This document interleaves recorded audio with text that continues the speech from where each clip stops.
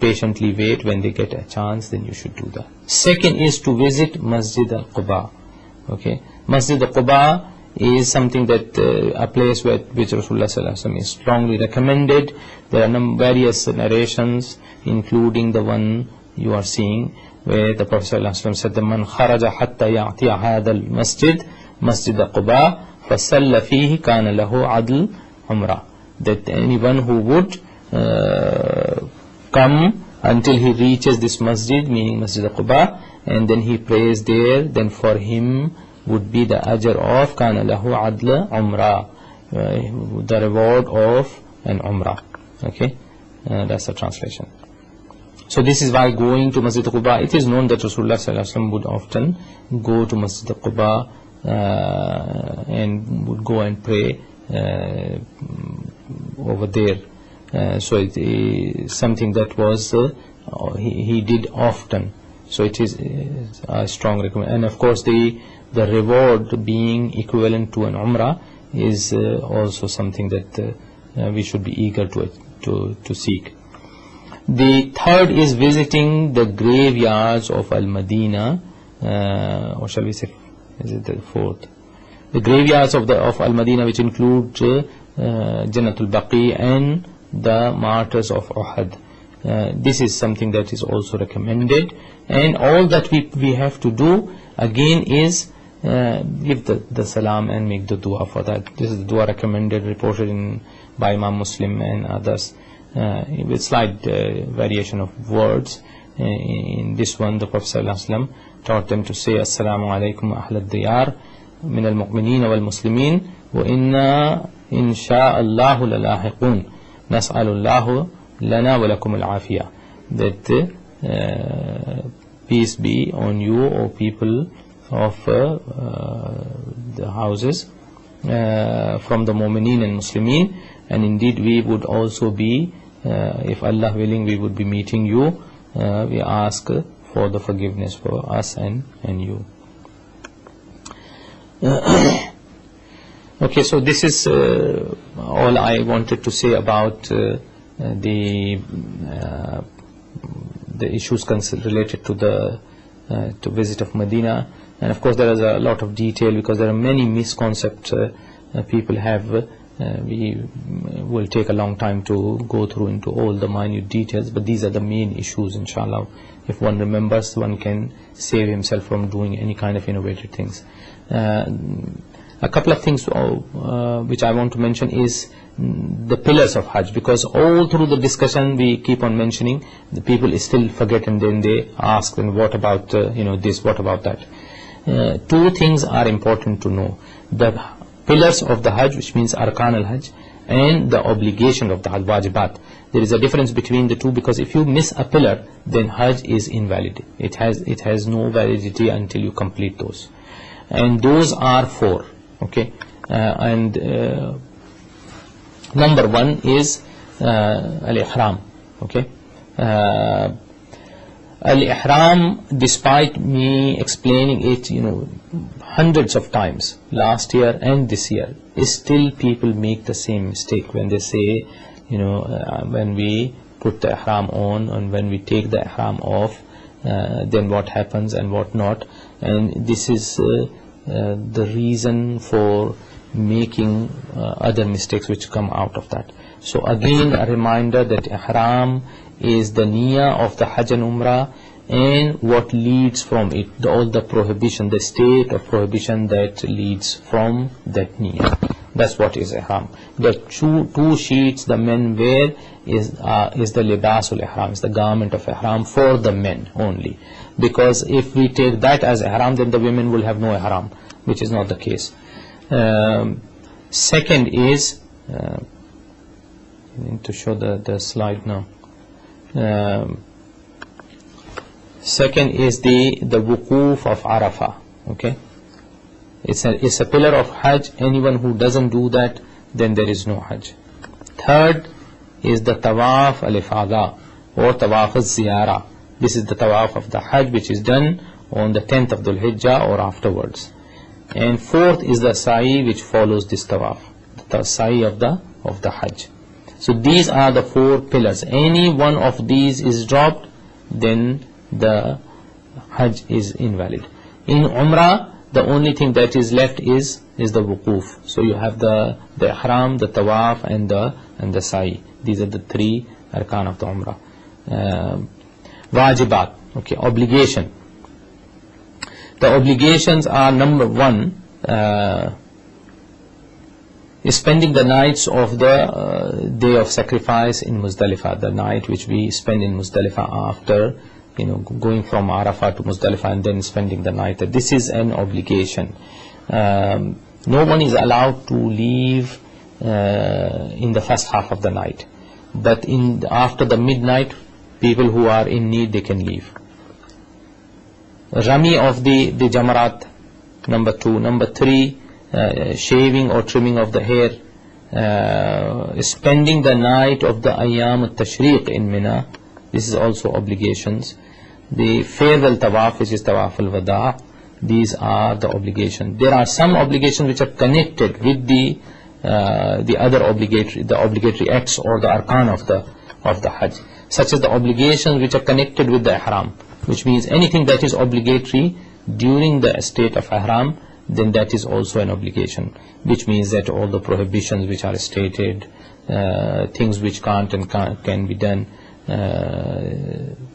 these are the things which are connected with that. So it is obligatory that a person does not trim his hair or clip his nail. To follow them is connected with the ihram. Obligation of the wuquf of Arafah. It is obligatory for people who reach Arafah during the day that they do not leave Arafah before the sunset. This is an obligation connected with and if a person does that, then he has to pay fidya for that. He has to do the dam. Similarly, obligation of the tawaf, which means that tawaf must begin from the Hajr Aswad and it ends on Hajr Aswad. This is the obligation of the tawaf. If anyone starts the tawaf from Rukn Yamani and finish over there, then his tawaf is invalid. It is obligatory that tawaf is done in the anti-clockwise manner. If one does taking the Kaaba on his right hand, his tawaf is invalid. So these are obligations connected with the tawaf. The obligation of the sa'i, that you start from as-Safa, you end up on al-Marwa, that each trip is counted as one, that it should be fully covered. Any part of it is left, then this will be invalid. 5th is the obligation of wuquf of Muzdalifah. Okay.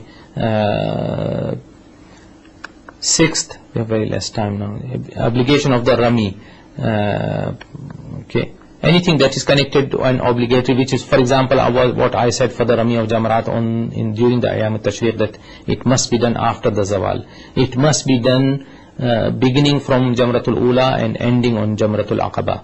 If you do in opposite direction or you do before the Zawal, then this Rami will be invalid. Obligation of the slaughtering of the animal, that it must be slaughtered by taking the name of Allah subhanahu wa ta'ala. It must be the animals which are prescribed, which are al-an'am, the cattle, it should not be anything outside that. And the 8th is obligation of the shaving and trimming of the hair. And as I said, explained that it must be done to the whole head, and it should be done on its time. So these are additional obligations connected to that. One other thing which I missed in the last session is that the niyyah is obligatory for the tawaf al-ifada. When you do the tawaf ziyarah or tawaf al-ifada, then making a niyyah of that is shart. The scholars agree on that anyone who would do the tawaf al-ifada without niyyah, then it is not valid. So it must be the niyyah, of course, just needs to be in the heart. You don't have to state the niyyah.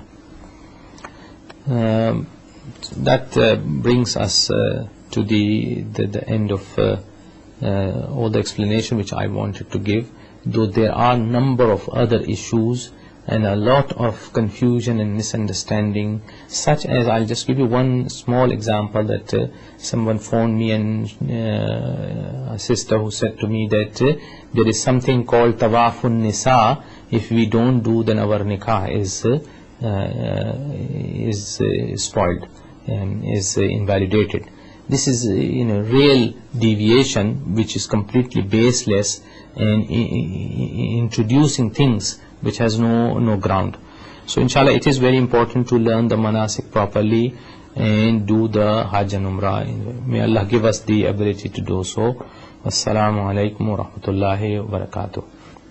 الحج أشهر معلومات فمن فرض فيهن الحج فلا رفث ولا فسوق ولا جدال في الحج.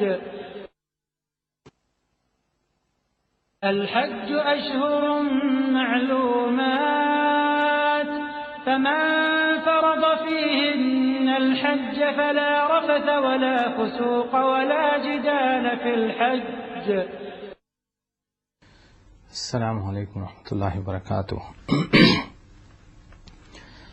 Alhamdulillahi rabbil alameen wa salatu wa salamu ala nabiyyina Muhammad wa ala alihi wa sahbihi ajma'in wa ba'd. Welcome to this last session about how to perform the Hajj. In fact, how to perform the Hajj and Umrah. And alhamdulillah, we have covered both the topics, and really the purpose of this session was intended that we take questions and answer those questions if anyone has regarding the Hajj or the Umrah. It is rather a bit late for the question answer, because many people have left, but I know for the fact that many people are still waiting. This year has been rather a bit chaotic in terms of seeking the visa and being certain whether one is going or not. Many people are still waiting and uncertain whether they are going to go or not, although they have paid and they have done all what is required of their part. What is required of one's part who intends to go for the Hajj is that he prepares for the Hajj, and he does the things which are from the manners of going for the Hajj. So inshallah, before I take the call, I want to mention a few brief points. That this is from the manners of not during the Hajj but before the Hajj, that when a person intends and plans to go for Hajj, what are the things he should take care of. The first thing that a person should take care of is to learn the rites of the Hajj, and this is the reason for putting this series of programs, so that we go through all the rites of Hajj to the best of our ability to provide the knowledge of how this should be performed in accordance with the Sunnah of Muhammad sallallahu alaihi wasallam. And it is important that we learn all the not just the Hajj or the Umrah, rather all the acts of ibadat we are required to perform according to the Sunnah of Muhammad sallallahu alaihi wasallam. So this is the reason that we went through that. Something that probably comes before all that, but I left it for the last, so that this is the last thing that remains, that goes in the mind of everyone who's watching, that a person needs to prepare for the Hajj and Umrah. The first thing is to learn about all the manasik of Hajj. This is very important. Imam Nawawi rahimahullah, he said this is fard ain. This is an individual obligation on every Muslim, that whoever intends that he learns the manasik properly. In fact, he said that he should buy the books and he should repeat on and on till he's memorized all the rites of the Hajj, because it is something that is from the pillars of the Hajj. He meant that from the essential of the Hajj, that he said that we fear that if he doesn't do that, he might come back without performing the Hajj, making some serious mistake and not have performed the Hajj. He also said that some people are in this kind of misunderstanding that we are going with people. So this is a common